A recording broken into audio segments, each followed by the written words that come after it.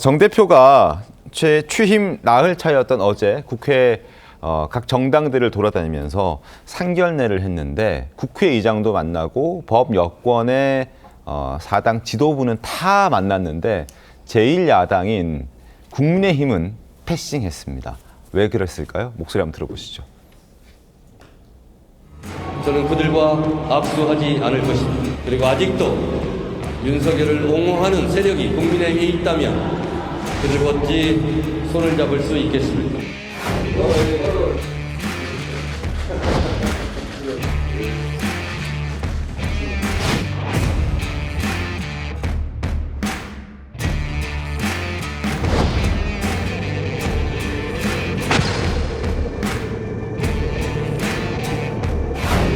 국민의힘은 10번, 100번 정당 해산감이다 라고 저는 생각합니다. 협치보다는 내란 척결이 먼저다 반성하지 않고 또 윤호개인 막 주장하는 것 같고 대국민 사과, 진솔한 석고대죄 이런 것은 기본으로 있어야 악수도 사람하고 악수하는 거지. 관련해 신문 보시죠. 악수도 사람하고 하는 거랍니다. 제1야당을 패싱한 정청래 대표의 행보. 중앙일보는 제1야당도 패싱. 정청래의 내 편 정치. 내 편이 아니면 만나지 않겠다. 다른 야당, 4개 야당은 다 만났는데 국민의힘 107석의 제1야당은 패싱했다. 그리고 한국일보는 정청래, 악수는 사람과 하는 것. 국민의힘은 사람도 아니단 얘기냐? 이런 지적이 있을 수 있고요. 협치 악수 드는 여당 대표. 당 내에서도 우려의 목소리가 많습니다.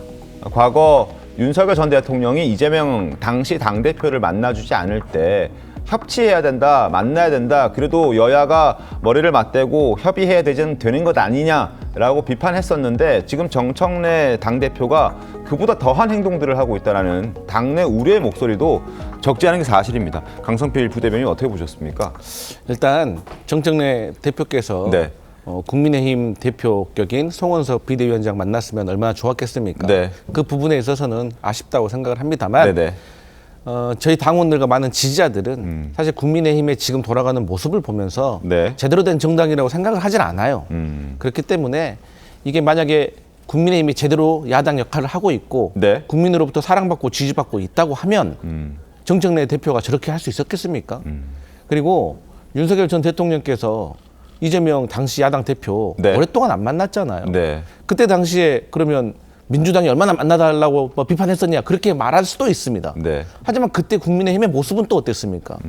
그렇기 때문에 국민들이 정청래 대표를 향해서 아니 여당 대표라는 사람이 야당 대표 그렇게 패스하면 되는 거야? 라고 얼마든지 지적할 수 있지만 국민의힘이 그렇게 지적하기엔 조금 멋쩍지 않나? 그런 생각은 해봅니다. 알겠습니다. 국민의힘 목소리 한번 들어보시죠. 국민의힘에서는 소인배 같은 행동 말고 대인배처럼 하라라는 목소리를 냈습니다. 직접 들어보시죠.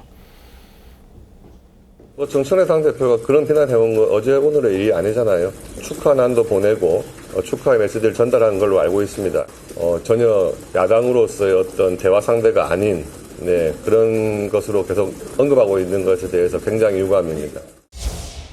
우리 당을 내란 세력이라고 규정하고 계속 내란 하는 것도 사실은 이해하기가 어렵습니다. 여야 대표가 새로 선출되면 예방하는 것이 그동안의 오랜 관행이었습니다. 네. 그것을 다 무시하겠다는 것은 포용과 공존이라고 하는 생각이 우리 정청래 대표 머리에는 없는 것이 아닌가 하는 걱정이 앞섭니다.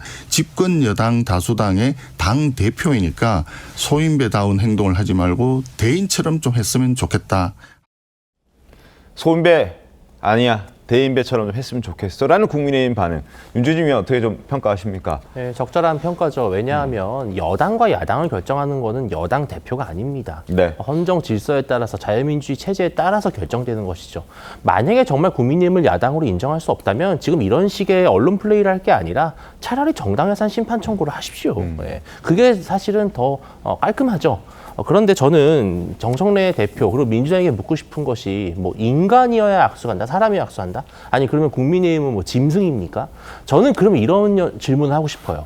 지난 대선 때 김문수 후보, 국민의힘 후보를 찍었던 41%의 유권자는 그럼 뭡니까? 사람이 아닌 정당을 지금 뽑았다는 겁니까? 네.